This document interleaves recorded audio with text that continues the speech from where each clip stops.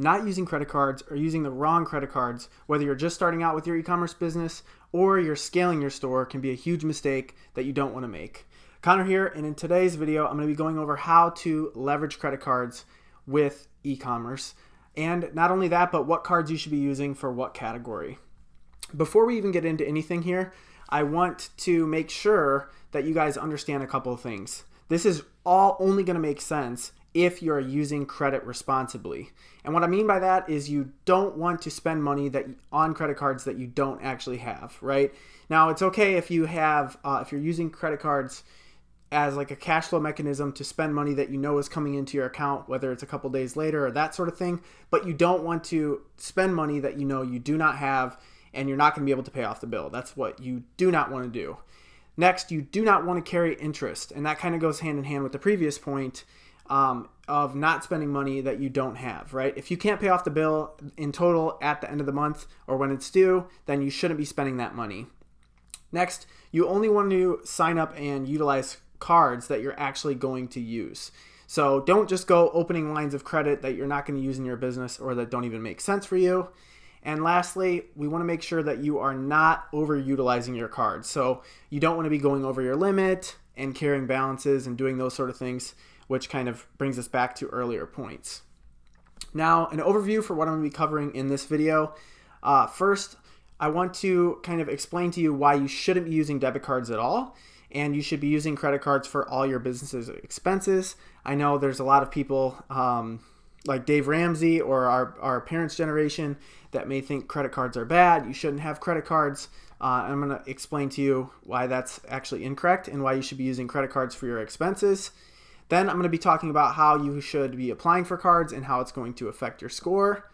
Then we're going to compare points versus cashback. And next, we're going to go over credit cards versus charge cards. And then I'm going to go into the different cards that you should be using for each different category of spend in your e-commerce business. And then I'm going to cover how all of this is going to tie into your e-commerce business and really set you up for success and give you the best advantage possible when it comes to leveraging credit cards for cash flow and earning rewards, all of that sort of things. And then at the very end, we're going to be going over a couple bonus things, which is going to be how you can get 20% back at BestBuy, how you can get 8.5% cash back from AliExpress, and I'm also going to show you how you can earn rewards on your ACH and bank wire payments, and also how that can help with your cash flow. So first up, why you should ditch your debit cards. First thing is you want to build credit so you can access other people's money, right? The fastest way to scale your e-commerce business is going to be using other people's money, whether it's loans or it's credit cards to use for ads, that sort of thing, right? Now, obviously, we don't want to spend money that we don't have the ability to pay back. But for example, if you have a Facebook ad that's working and you're spending $500 a day and it's making you back $2,500, you should be able to scale that to the moon and continue to reap the benefit from those ads and make more profit, right? So if you're able to spend $5,000 a day on ads, maybe you're able to make $5,000 in sales from that ad campaign, right? Now, we all know that cash flow is a big issue in e-commerce because the margins are so tight. So if you have the ability to spend the money on a charge card, and I'm actually going to show you the specific charge card that you should be using for this, then you're actually able to spend other people's money to generate sales. And then by the time those sales, the money is actually deposited in your account, you can use those funds to pay off your credit card. Next, which is a huge one, is rewards and membership perks. So you're going to earn points or you're going to earn cash back. And also a lot of these cards that I'm going to be covering today also come with additional benefits, such as access to travel lounges, TSA pre-check, that sort of thing. And we're going to go over all of that. And lastly, you are opening yourself up to fraud risks, and you could potentially put yourself in a bad cash flow situation if you're using a debit card. And what I mean by this is when someone steals your debit card and uses it to make a purchase that you didn't authorize, that person is actually stealing your money, right? The money is coming directly out of your available checking account balance, and you have to actually call the bank and open a dispute to get those funds back. Now, you have to remember this is coming out of your account, right? So the bank is working to get your funds back. Whereas if someone steals your your credit card and they make a purchase, they're using the bank's money. So more often than not, when you go to open a chargeback or a dispute on a transaction that's been charged to a credit card, it's much easier for you to open that dispute and also win that dispute because the criminal or the thief actually stole money from the bank, right? They're using your available credit balance that you have to pay back as opposed to using money that's sitting in your checking account and it's gone, right? So obviously that's going to help with cash flow. If something like that were to happen, let's say you had $5,000 in your debit account or in your checking account, someone steals your debit card and they do a $5,000 purchase. Now you have $0 in your business checking and you actually have to rely on the bank to do the right thing and reverse that transaction and side with you so you can recover those funds. Whereas if that were to happen on a credit card, it's much easier for the credit card company to actually reverse those charges. And that money is actually coming out of the available credit. It's not actively affecting your business checking account balance. And I've heard a ton of horror stories where people have actually used debit cards for purchases. They've called their bank because something went wrong with the merchant and their bank will not even open the chargeback. And I bet that situation would be handled differently if it was the bank's money being stolen off a credit card as opposed to your money being stolen directly out of your business account, right? So that is one huge thing there.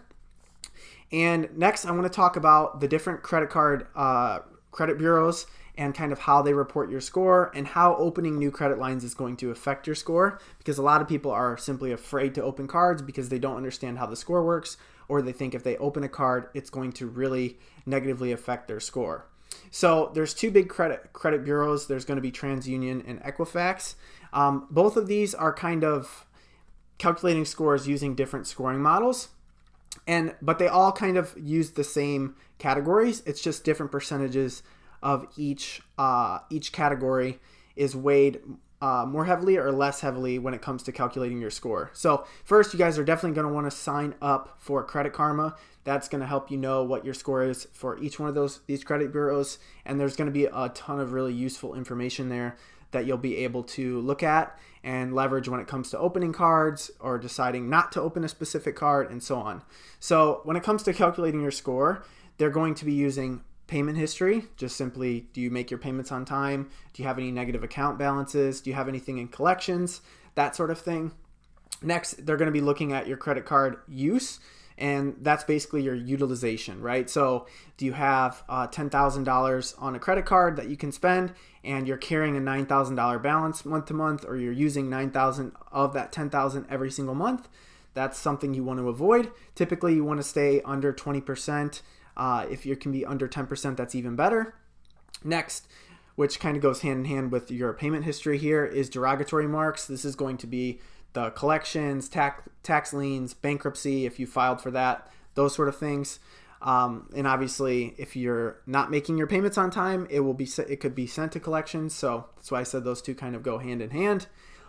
Then we have your credit age, and this is going to be an average. So if you have 10 credit cards, they're going to take the length that each one of those accounts have been open, add them all up, and then divide it by 10 to get your average age of account, right? So if you have 10 credit cards, one of them you've had for a year, the other ones you've just opened, it's going to add all of those up, divide, and get that number.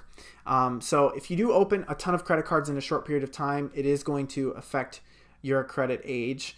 But the good thing is, this credit age, it's not something that is used very heavily compared to, let's say, payment history and your credit utilization rate, right?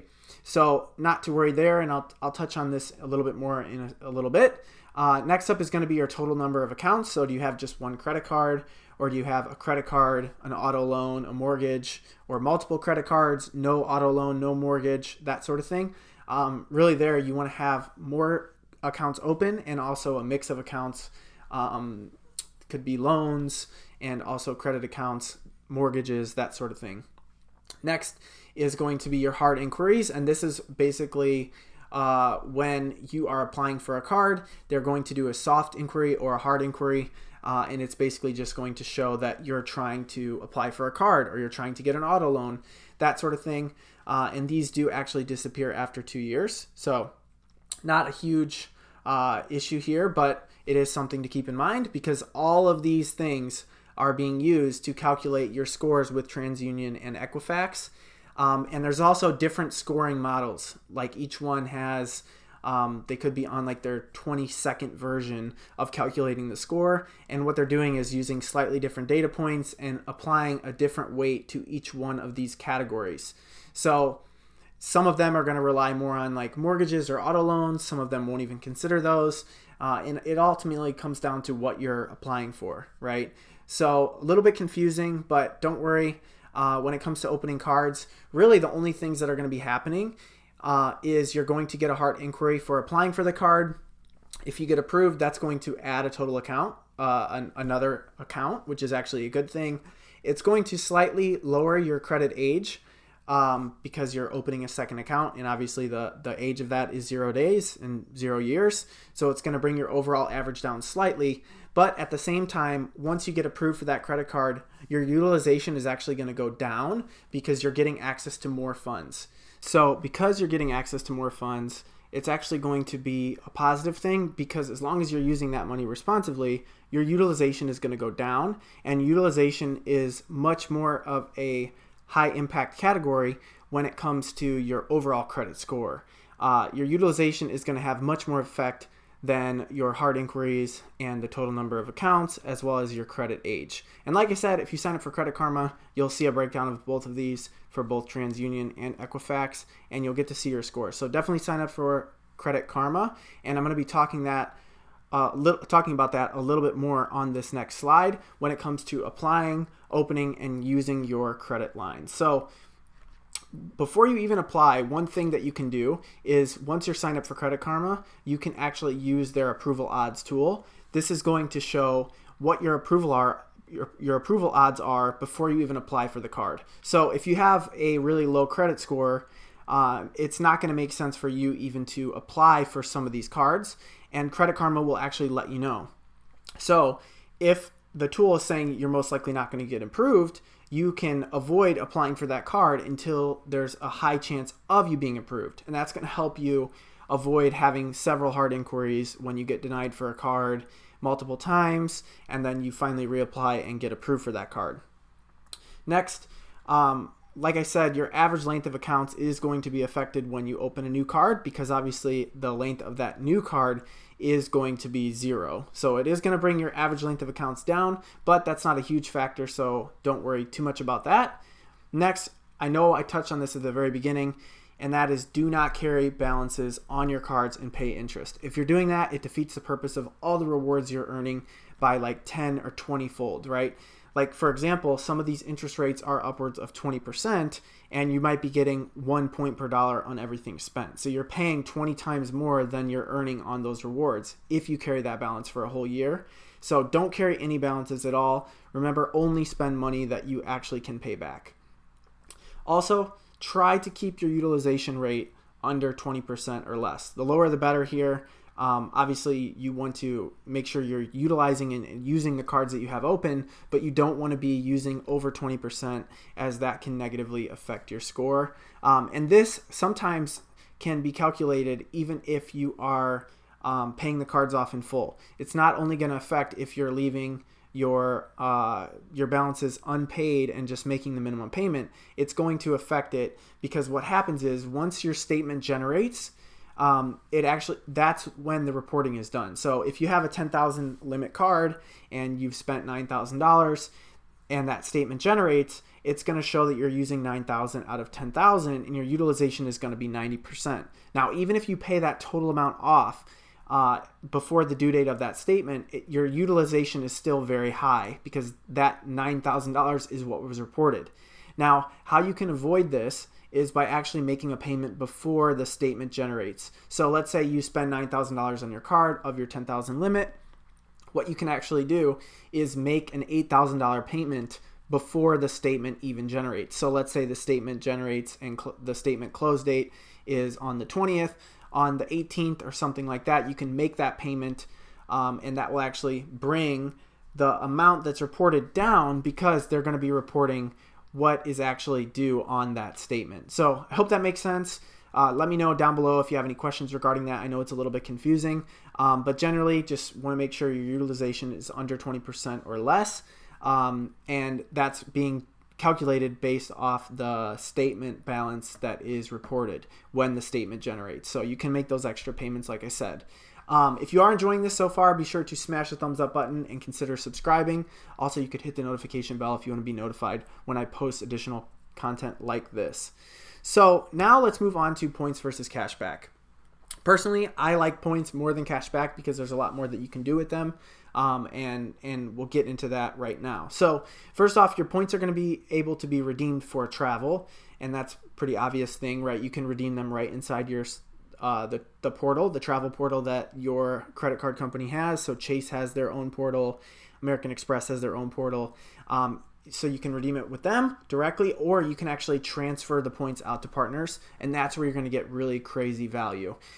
So there can be specific airlines that are connected to your credit card's points portal, and you can transfer those points out, and sometimes you can get crazy value like 9 or 10 cent value per point when you're redeeming it for certain flights. Generally, the Chase portal is going to be really good for like budget type airlines or cheap domestic flights within the US, and American Express portal travel portal is going to give you the best value if you're going international and you're using those points to redeem them for business travel. So like business class seats, that sort of thing. So you're really going to get those luxurious experiences with American Express and get the best value when it comes to redeeming those points there. Next, you can use the points directly inside of your credit card portal to be redeemed as statement credits. Now, usually you're not going to get the best value for this, so I don't recommend it, but nevertheless, it can be done. One other thing is you actually can cash out the points at Charles Schwab. If you guys want an entire video on this, definitely let me know down below in the comments. But basically, you can take all your points from American Express and you can cash them out to your brokerage with Charles Schwab if you have the Charles Schwab Platinum card. And what's really cool is you actually get a boosted redemption rate. And what I mean by that is typically your American Express points, your membership rewards points can be considered as 1 cent per point value. There are some crazy travel where you could get an 8 or 9 cent redemption rate per point. But if you use them for statement credits, you're only going to get like 0.6 of a cent per point, which is terrible. So if you're using them to cash them out with Charles Schwab, previously you used to be able to get a 1.25 cent value per point, which is really good. So you're getting a 25% boost on the value of each point that you cash out to your brokerage. Now, this got reduced and it is only 1.1 cents now, but it's still nearly twice as much cash value as what you would get if you're redeeming it for your statement credit. So keep that in mind. And if, like I said, if you guys want a whole video around that, just let me know down below. Next, you can redeem them for gift cards. I'm sure you guys are familiar with that. So those are all the things that you can do with points, right? Now with cashback, there are some cards that are going to automatically issue that cashback as a statement credit, which is really what I do not like, because I like to have those points building up in my account. Then I can redeem them for a crazy trip or some travel here and there and actually get the flight or the hotels for free. So I don't really like just that cashback being auto-redeemed. So that's one reason why I tend to lean towards points. The next thing, there's going to be some portals or some credit card brands such as like Discover or Chase that are actually going to allow you to deposit that cashback amount directly in your account, or they're going to mail you a check. So that's kind of the difference between points and cashback. Like I said, I personally prefer points, and I can even redeem the points as cashback using that Charles Schwab method. Now, credit cards versus charge cards, a lot of people don't understand the difference.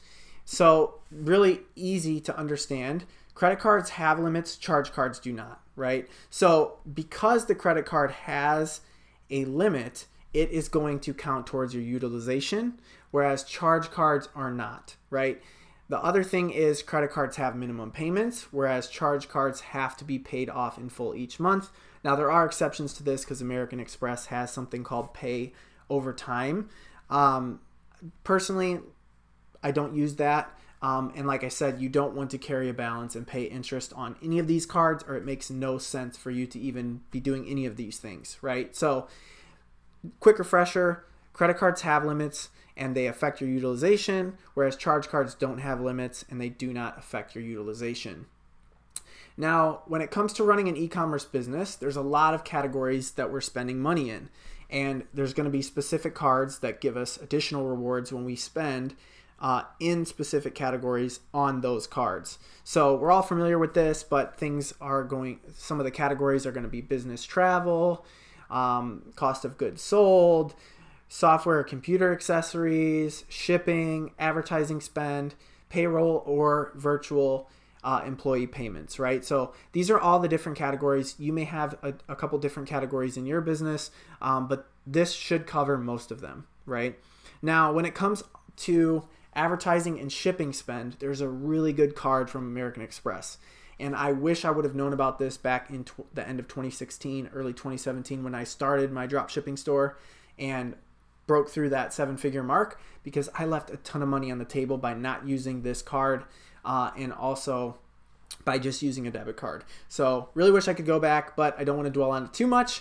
So when it comes to your advertising spend, you want to use either the American Express Business Gold Charge Card or the Chase Inc. Business Preferred Credit Card. Now, I personally preferred the American Express Business Gold Card. The reason is because you get 4 points per dollar as compared to the Chase one, you only get 3. There is a little bit higher of an annual fee here, but you can easily get $6,000 of value for only paying $295 for the annual fee. So kind of how that looks like is you can spend up to $150,000 on each gold card, and on each dollar that you spend that's within the shipping or advertising category, you can actually get 4 points per dollar. Now, after $150K of spend, it drops down to just 1 point per dollar, but the good thing is you can just open another business gold card by applying for another one. So once you hit this level, at that point you've spent $295. You've effectively got $6,000 in points. Cash out to Schwab, it's worth even more. Used for international business travel, it's worth way more. But then what you can do is just apply for another card, pay another $295 annual fee, and now you have another $150,000 that you can spend on ads, and you can continue to earn 4 points per dollar. So that's the route that I went. But there also is another really good card from Chase, like I said, which is the Chase Inc. Business Preferred Credit Card. This does have an annual fee of $95. But the downside here is you're going to earn only 3 points per dollar up to 150K spend. Now, I don't think that this credit card is also something that you can apply for and have multiple of these. Someone who has a rep at Chase, you may be able to reach out to them and get clarification on that. But I typically know that Chase is much more strict when it comes to the number of cards you have open, because they have something called the 524. If you've opened over 5 cards in the last 24 months, they're just going to deny your application. So that's something to keep in mind too if you're going to apply for this card. So like I said, Business Gold Card is what I personally use. I have multiple of them. Had a great experience with American Express, but these are your options. There's going to be different rewards. I'll put a link down below. It is an affiliate link. I do get a kickback. I think I get something like 20,000 points if you sign up and are approved. You're also going to get a bonus as well. The bonus changes from time to time. I think right now these bonuses are actually even higher. So make sure to click the link down below to see the current offer that they have. But you can see here, this is where it's talking about the earn 4x membership rewards points in your top 2 monthly categories. And these monthly categories are going to be shipping and advertising spend if you use this card for those 2 categories. There's other categories here that you can earn 4x on, but it doesn't really make sense. If you're running an e-commerce business, it makes the most sense to leverage this card for advertising and for shipping. You're also going to get 25% back when you are booking travel with your points. So basically, if you spend 100,000 points booking a flight, 25,000 of those points are going to come back into your account after you book that flight with those points. So something good to know. Here is the Chase offer as well. Not sure if they're still offering this 100,000 points bonus or not. I'll put a link down below for this card as well. But you can see here they have kind of the same sort of setup as American Express, except they offer only 3x points per dollar spent instead of 4x. They also have this 25% more for travel redemption. So this card is really trying to compete with the gold card, but obviously business gold comes ahead when it comes to offering 4 points per dollar instead of 3. But this is an option. Now, when it comes to travel, really the best card out there is going to be the American Express Business Platinum card. Now, it is something that does have a higher annual fee. It is $595, but you're going to get 5 points per dollar when you're booking travel on amextravel.com or you're booking with travel partners. And you're also going to get 35% points back when you book travel through the portal using your American Express points. So if you have this card, instead of getting 25% back with the gold card, you're going to get 35% back of those points that you spent on travel. Next, you're going to also get access to American Express Global Lounges, which is really cool. So when you're traveling, you can go get free food, free drinks, and hang out in lounges that are much more quiet and less busy than the rest of the seating areas and restaurants in the airports that you're traveling through. You're also going to get a $200 airline fee credit. In addition to that, you're going to get either TSA PreCheck or Global Entry. Personally, I would just get TSA PreCheck. It's much better. You can just go there, skip the line, don't have to take your shoes off, don't have to take your laptop out of your bag, walk through the metal detector and you're done. No need to kind of stand in that thing with your arms up like this while it swings around you. So I would redeem it for TSA PreCheck. I've heard that Global Entry, it ends up taking longer than just going through the normal customs when you come back into the US, because Global Entry is only advantageous if you are flying international. And what I've heard is there'll be less employees running the Global Entry compared to the normal checkpoints. So sometimes Global Entry ends up being even slower. In addition to that, you can actually get an app on your phone that will help speed up the normal entry. So just go for TSA PreCheck. I haven't had a bad experience with it. It's really quick. You're also going to get some statuses. So you're going to get status with Marriott and Hilton. There's also some rental car statuses that you're going to get. That's going to help you get discounts and more additional perks with them. On top of all that, you're going to get a $200 statement credit with Dell. So basically you can go on Dell in the first half of the year, spend $100 and get a $100 statement credit issued to your card.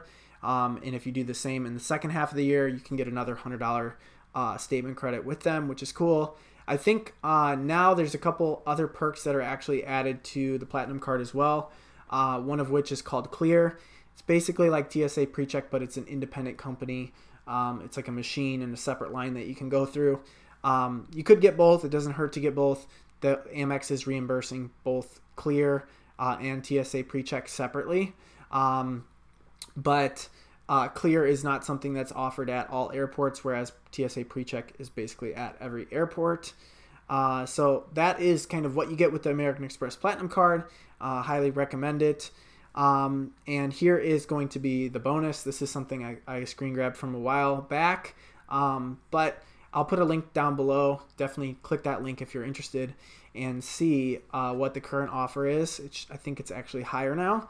So definitely take a look at that if you're interested in applying. Here's kind of just touching on the same benefits that I went over. One thing I just realized I forgot to mention here is you're actually going to get 1.5 points per dollar on purchases over 5,000. So if you don't have a card that gets 2% cash back on everything, if you spend over $5,000 on the card, you're actually going to get 1.5 cents per 1.5 points per dollar instead of just 1 point per dollar, which is really cool. I did cover this where you'll get 5 points on your membership points, or 5 points per dollar on travel purchases. And then you'll get that Dell statement credit, which I know I touched on. You'll get the 35% airline bonus. You'll get access to the lounges, $200 airline fee credit, which I think I accidentally skipped over that as well. So you can get reimbursed up to $200 for incidental fees when you're traveling, which is really cool. And you'll get that fee credit for global entry or TSA pre-check. Now, the last category here really just falls into general use cards for the remaining categories. And this is something where you want to get a 2% or 2 points per dollar card that is not category specific. Now, the best ones here are going to be from Capital One, and this is either going to be the Capital One Spark 2% cash or the 2X Miles credit card. There's no annual fee for the first year, and then it is $95. But the cool thing with this is you're either going to get 2% cash back or 2 points per dollar on unlimited spend in any category, which is awesome. If you don't want to go down that route and get the Capital One card, you could also do this with American Express, which is personally what I've done. I have both of these cards here. Now, the thing with these cards is you're going to get either 2 points per dollar or 2% cash back, but that is only going to happen on the first $50K of spend in any category. So once you've spent $50,000 on each one of these cards, you are only going to get 1 point per dollar or 1% cash back. Realistically, it's probably good to go this route and get these two because there's no annual fee. And then, especially if your business is not really at scale yet, you can avoid the annual fee. You can get 2 points per dollar or 2% cash back on that first $50,000 in spend. And because you have both, you actually can use one for $50K spend, get 2 points per dollar. Then you can use the other for $50K spend, get 2% cash back on that $50K spend as well. And then if you go beyond that, you could always apply for the Capital One and get whichever you prefer, either the cash back or the points. Here are the links, kind of the screenshots of the offer page. These are the cards that you'll want to be looking for from Capital One. They do have sign-on bonuses, so if you guys are bonus hunting, you could apply for either one of them. Really good card to have, definitely a keeper card that you won't want to close out, along with every other card I'm talking about in this video.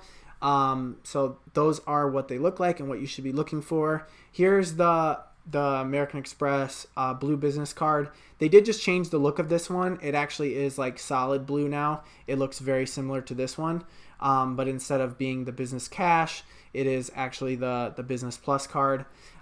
So this is the card here for 2 points per dollar on your first $50,000 in spend. You'll also get this bonus here, or a better one if they're offering it. Like I said, I'll put links down below. If you're interested in applying, you can click on that link, and that will take you right to their site and show you the current offer. Here, the only downside with this card is that 2% cashback that you're earning is automatically redeemed as a statement credit. There's no way for them to actually send you a check or give you points or anything. So that's the downside with American Express. They're cashback cards instead of the ones that earn points. It is just automatically redeemed, which is unfortunate. But yeah, so that is pretty much it for the core of this training. Now I want to get into the bonuses. So the first bonus, which I'm really excited to share with you guys, is how you can get 20% cash back at Best Buy. So typically Best Buy is not the cheapest for things, right? They do have what's called price match or best price guarantee, which is really cool. So like this Mac that I'm actually using, this iMac Pro that I'm using to record this video, I actually bought it from Best Buy and I used this exact method that I'm going to share with you right now. So I did see that the MacBook was slightly more expensive at Best Buy, but what I did was follow this strategy and then call customer support and say, hey, I can get the computer cheaper from Apple directly, and they actually issued me a refund for that price difference, which is awesome. And I pretty much shop at Best Buy solely for all of my business stuff like computers, phone accessories, that sort of thing, because I'm able to use this method here. So the first thing is you're going to sign up for something called Shop Smarter. There is another, Shop Smarter is owned by this company called Claris. There's one called freeshipping.com. It's the same underlying company. They just have two websites that they run. And each one is kind of capped at $1,000 of cash back per year. But once you hit the limit with ShopSmarter, you could just switch over to freeshipping.com and cancel your subscription for ShopSmarter. There is a monthly fee of $9.97, but you're going to be able to get 10% cash back on thousands of stores. So basically, it's just a shopping portal. You go on there, you search for your favorite store, and then you click the link from inside of ShopSmarter, and that will actually track the sale and give you that 10% cash back inside of ShopSmarter, and they'll mail you a check. So some of the sites are going to be Best Buy, Dell, Saks, Foot Locker, and really tons and tons of retailers. So definitely sign up for this. If you're spending like $100 a month at any one of the stores that they offer, it's a no-brainer to sign up because the membership is covered, right?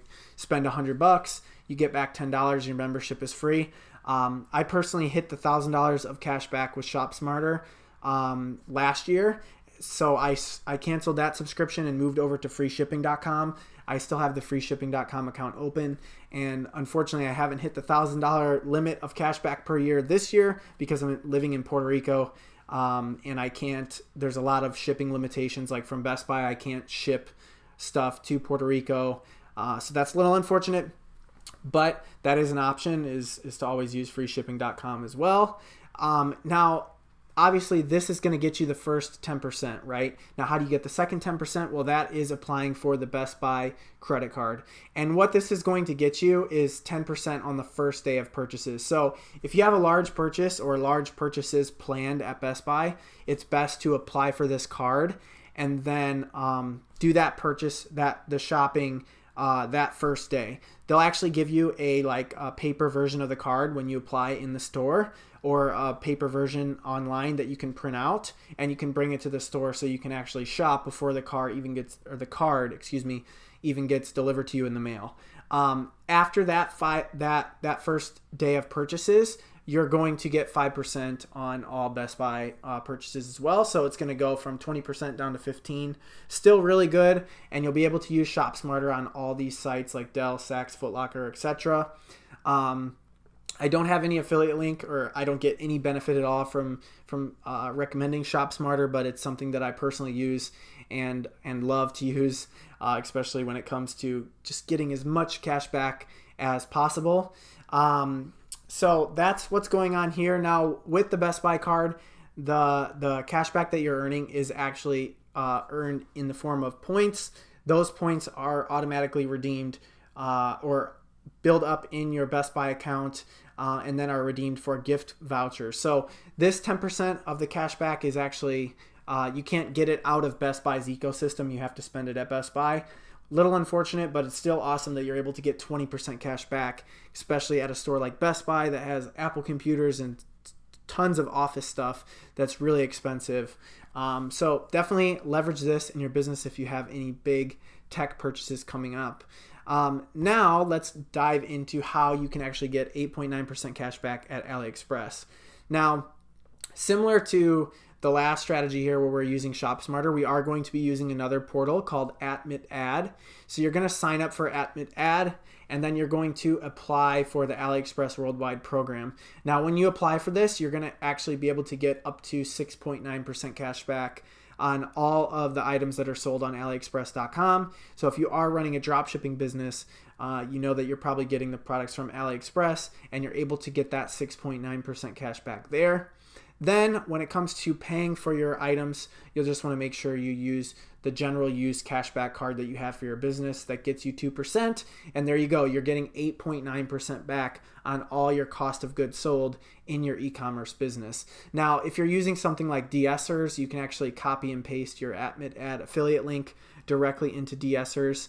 And when de-essers is automatically placing those orders for you on AliExpress, you will get that cash back, which is awesome. So if you guys have any issues signing up for AdMitAd, getting it set up with de-essers or whatever dropshipping tool you use in your Shopify store, let me know and I can actually make an entire video around it. But that is how you actually can get up to 8.9% cash back from AliExpress. And last but not least here, I'm going to show you guys how you can actually earn rewards on ACH payments and bank wires. Now, this could be used for stuff like rent, auto loans, mortgages, that sort of thing, which is awesome. Unfortunately, the fee with plastic has went up recently, but it used to be a direct wash, meaning that plastic was a 2% fee and you could actually use a 2% credit card and get 2% cash back. So it was a wash, which is awesome. And you're able to get tons of points and cash back on those really high value purchases or payments like rent, like auto loans, business lease, that sort of thing. But it's nevertheless still really good option right now. So what you'll do is you'll sign up for Plastic. It's PLASTIQ. There is that 2.5% fee, but what you're doing is you're funding these ACH payments or wires with a credit card.